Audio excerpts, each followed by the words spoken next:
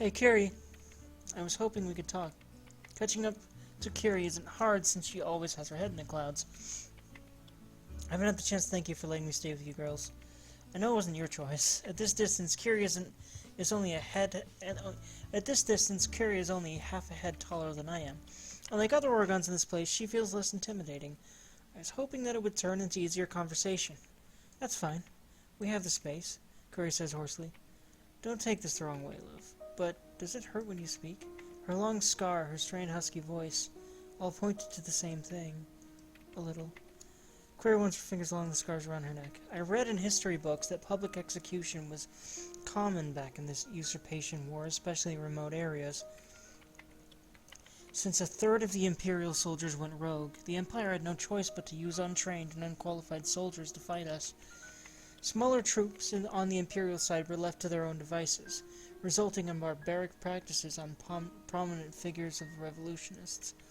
You poor thing, Query pauses. It's not like I've lost everything. Still have spirit. We found him when the battle broke out.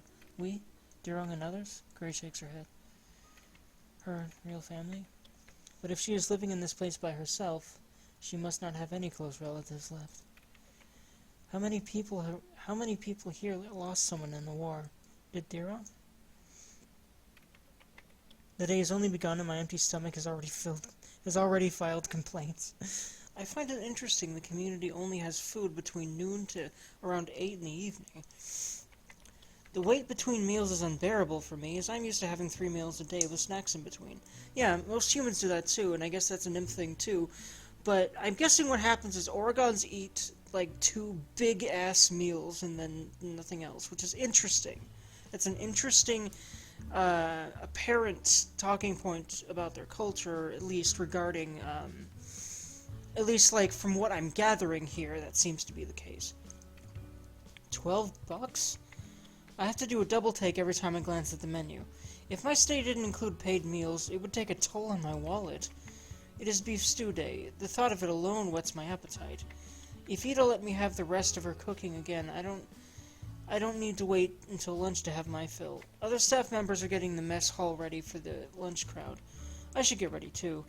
The first thing on my list after I get changed, getting a cup of coffee. Very important, very important. Caffeination is yeet. Sakan. Gross. Sakan crinkles her nose in exaggerated disgust. What? Did you just add corn milk into coffee? The thought alone is unappetizing. It is, isn't it? Why did you think I tried it, love? Sakan shakes her head in disapproval. We should talk about your eating habits one day. My eating habits? What's wrong with it? Sakan ignores me and walks back to her workstation. Hey, tell me. Sakan! When I said that I like to chase girls, this isn't what I meant. Sakan tells me off when I get too insistent. She is still my boss-ish.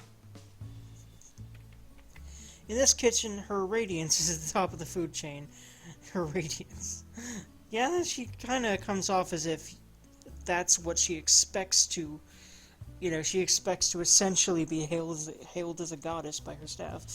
While Kiri is her main assistant. Then there is Sakan, who is in charge of prepping ingredients for line cooks. At the bottom, me. On paper, my title is still a fancy sous chef. In actuality, I am a kitchen hand, an errand girl. The kitchen door slides open. Behind the door is a deep red giant with dark eyes. Good morning. Good morning, chef. Ida is here. Let the stress begin. Oh boy. Poor Rue. Big hug. He needs butter, milk, and corn flour for his white sauce. Where's the corn flour? I swear we had a bag open just now. The staff in charge of the sardine pasta dish mixes the sauce and then pours it on top of the pasta. A cook on my right is making the filling for her pot stickers. She has the minced meat. Now, she would need 20 grams of ginger and 1 clove of garlic. The cook adds a pinch of grated ginger and garlic into her ground pork. For the seasoning, 3 tablespoons of soy sauce, 1 tablespoon of sake, half teaspoon of salt, 1 tablespoon of sesame oil, and some lard for 1 batch. Also, I'm liking the cooking. It's clear that as is probably required, this person either is a cook themselves. I'm guessing herself, whoever wrote this. I'm guessing it's one person. I'm not sure who wrote the book, as I said, or who wrote the actual, story, but I'm guessing that it might have been a collaboration, considering there's weird discrepancies with how everything is written. But yeah, I just find it. There's definitely I know enough, I'd say, from taking culinary class and from cooking or not cooking, but being a dishwasher in a professional kitchen, to know that a lot of this stuff is pretty. I mean, yeah, standard and basic, but still, it gives you a lot of a little bit of the jargon about being a cook, and that's what I find really interesting about visual novels. A lot of them, you're expecting them to be just like all about the romance, right? Like all about it, like it's literally just fluff. But not most of those. If they have a setting like this, where the main character ends up being a cook, or a lot of visual novels will have themes around jobs and hobbies and etc. And it's interesting because, you could tell that more than likely the writer has a passion for these things. You learn a lot by just reading these VNs. There's even VNs like Steins Gate that have a lot of actual science behind them. It's pretty awesome.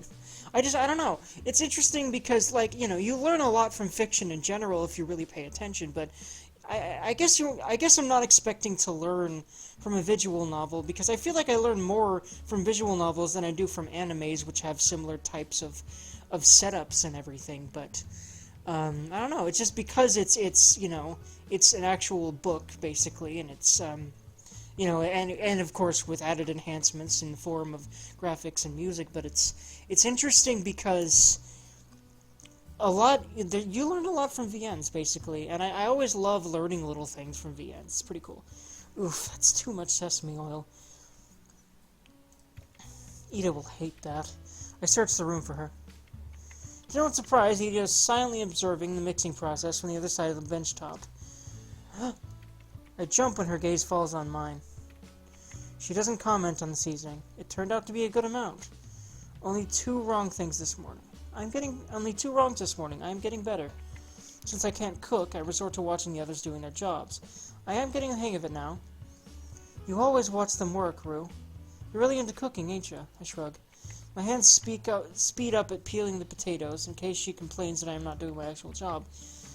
The cook in front of me puts aside a small sample of his pastries for Ida to taste. That flour was underworked. I can't watch this. As I expected, Ida's scowl deepens when she takes a bite of the pastry. Yeah, see, Rue should be cooking if she knows this much. It's kind of ridiculous that it's clear that hierarchy around here is so ridiculous that Ida can't seem to even, maybe perhaps, take Rue's skill set, which seems to be better than some of these cooks, into consideration. That's a bit ridiculous to me, considering she's running this kitchen, and she's so strict. But the nymph has to be I'm guessing she has to be the errand girl because she's a nymph, and the new girl. And despite her cooking skills, she can't have a nymph cooking for her. That's what I get from her. And honestly, I hate Ida at this point. I do not like her. She can go fucking suck a cock. You know why? Because, that was really harsh and rude, but she reminds me of every bad boss I've had. And bad bosses, to me, they literally destroy my entire being. They stress me out so much where I quit within weeks. I've had 3 or 4 quote-unquote real jobs in the past, and every one I ended up quitting or being laid off from because I was inadequate, because I get so stressed out, and I also have some issue. Yeah, I also have some ADHD and the like issues, but basically every bad boss I've had is like Ida, so she's really getting on my nerves, to not really go too far into it. But yeah, the stuff Ida's doing is too reminiscent of actually pretty much the person that was mostly in charge of me. In fact, to a degree, everyone that was in charge of me at all when I worked at that retirement home I talked to you about. And then there was, I worked at a cemetery for a little bit too. They were real, like, good old boy type people. Like, we're talking out in Oklahoma. There were some, like, real good old boy type people that, you know, were all about hard work and didn't realize that maybe some people have special needs and really cannot just do a good job in some cases. And that was me.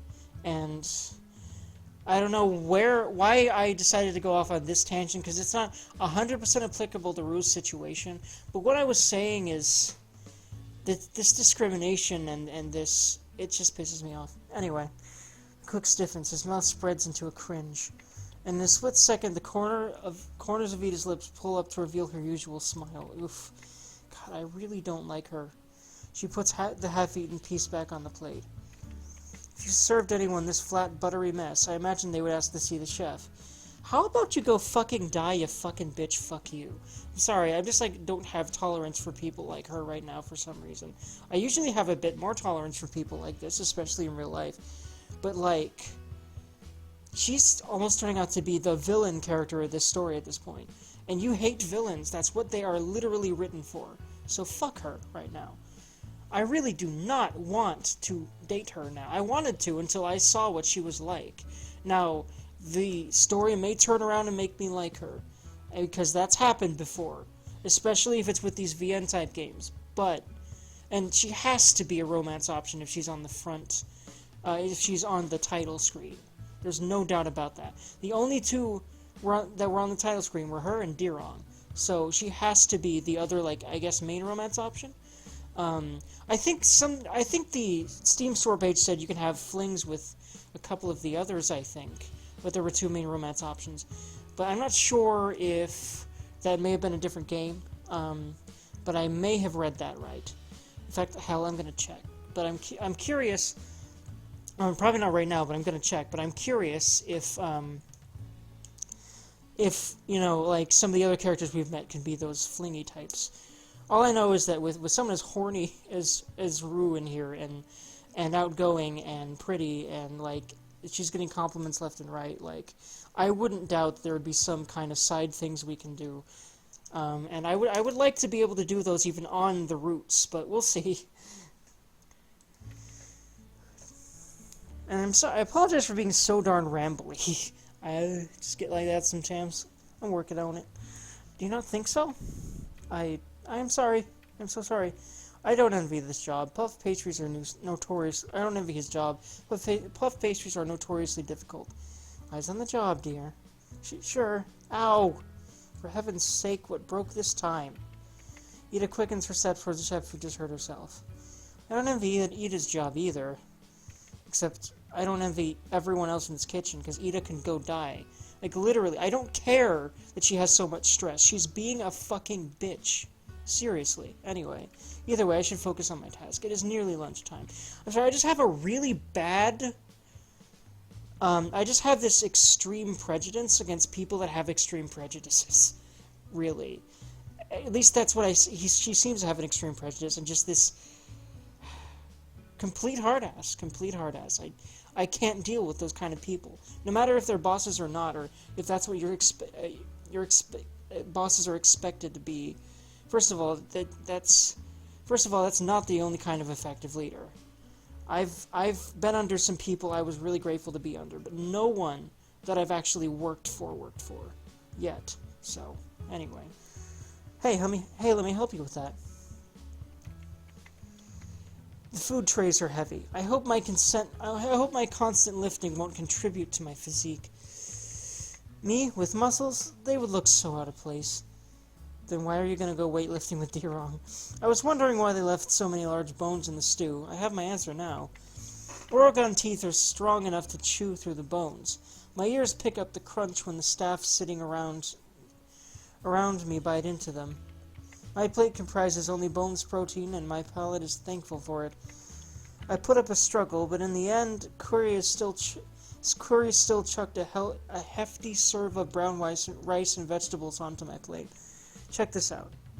Photo of Din Bob. Let me see. It takes a few tight squeezes to reach the small spot behind Nimgon, where I can look at the photo over her shoulders. Nimgon joins the residence for lunch every few days if she wasn't too busy with her paperwork. The staff are less wary of her than they are of Ida. Ah, cute.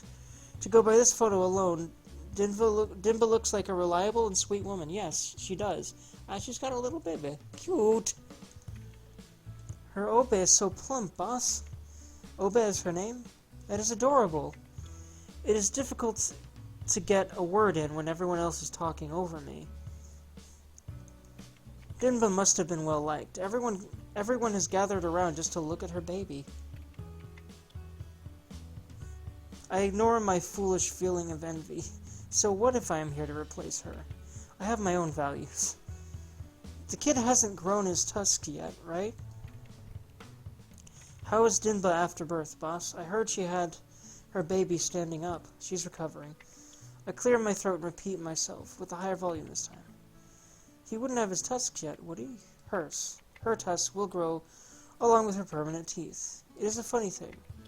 Ida gave me the impression she would be disinterested in casual community gatherings. And yet here she is, sharing a moment with the staff.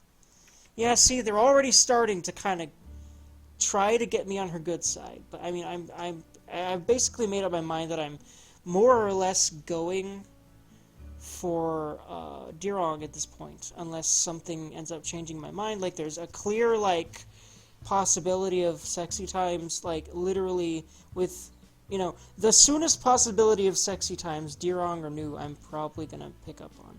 Because I am a thirsty bastard, and so is Rue, and she clearly needs to get laid ASAP anyway, so I mean shrug. Since Dimba was her sous chef, it makes sense if they had a close relationship. The woman is strong as hell. Nimgon and Dirong said I reminded them of her.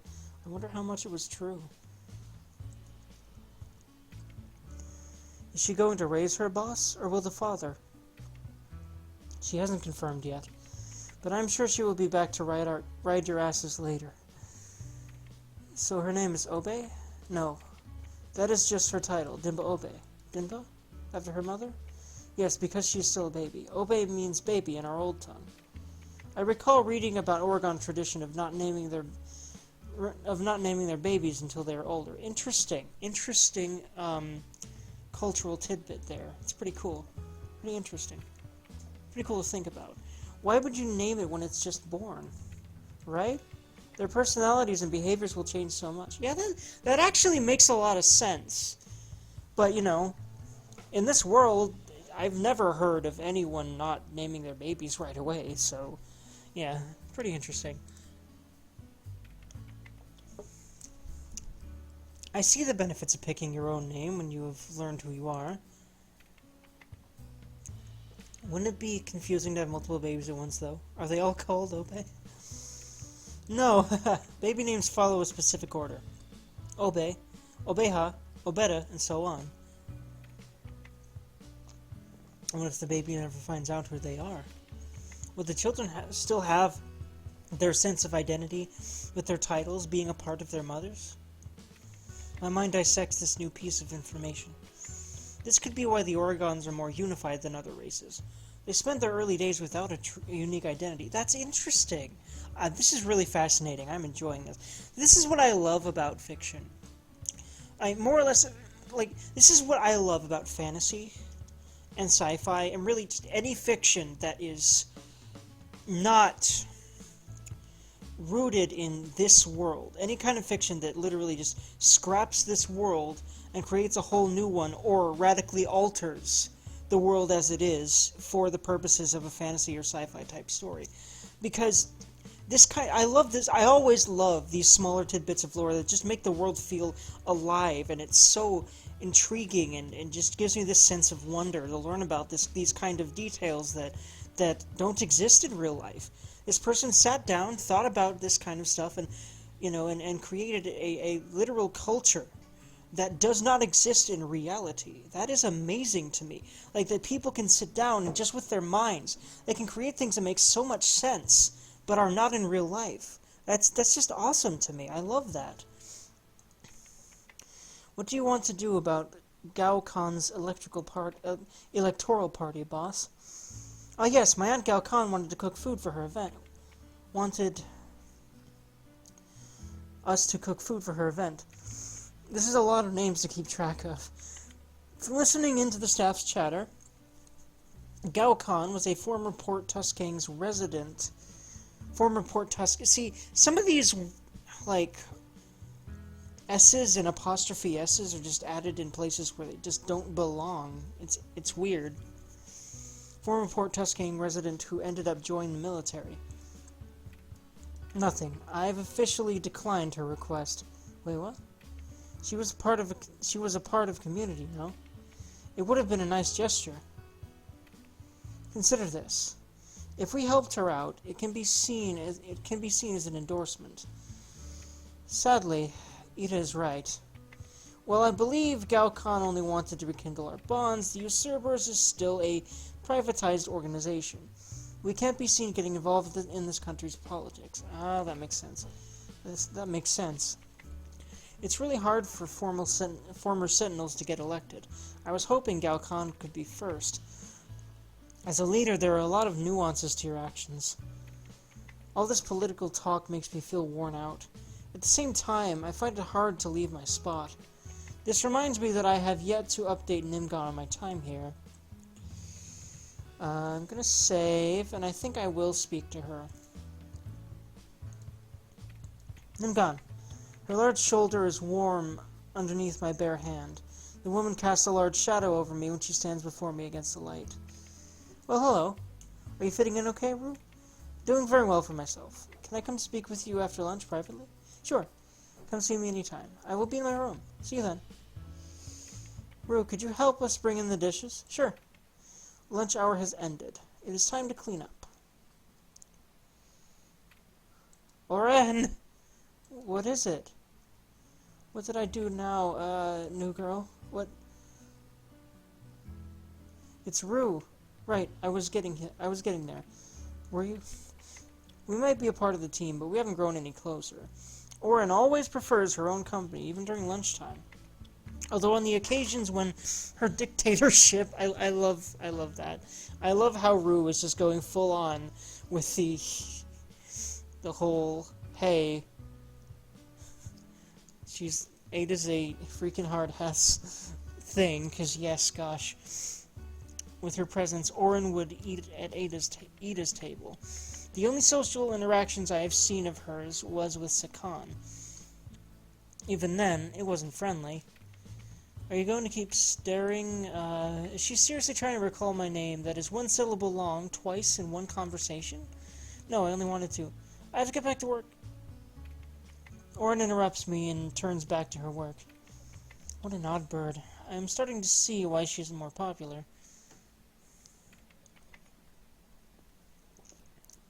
I kind of feel sorry for her, though, because communication issues that severe have been a thing in my past, yeah. In fact, I think I still have them now and again, but I'm not as much, that's for sure. And not as often. And I can resolve them a little easier. I really had to take a lot more time to learn social skills, partly on account of the fact that, yeah, I hid from social interactions probably a lot more than I should have, but that was my way of coping with anxiety when I was in high school and constantly surrounded by people while trying to figure out what the fuck to do with my anxiety disorder. But now that I'm 25 years old and I was able to spend a lot of time alone in this house, or well, not really alone, but just living with my parents and not having to deal with many outside people unless I wanted to through the internet, I've started to realize that I've started to understand exactly how to cope with all this stuff. I had to have the time. Anyway,